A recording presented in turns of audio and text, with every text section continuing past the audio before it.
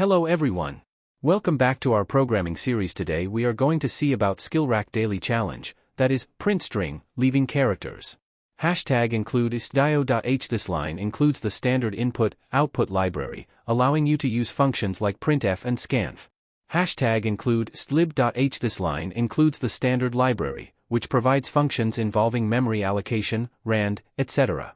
However, in your code, it is not utilized, and you can safely remove it. Int main, this line declares the main function, the entry point of the program. The int before main indicates that the function returns an integer. Char s, 101, s1, 101, declares two character arrays s and s1, each capable of holding up to 100 characters. Scanf, %s, reads a string input from the user and stores it in the array s. Int n equals strlens, k equals 1, m equals 0, declares and initializes three integers. N holds the length of the string s, k is used to control the loop, and m is an index for the array s1. Initiates a for loop.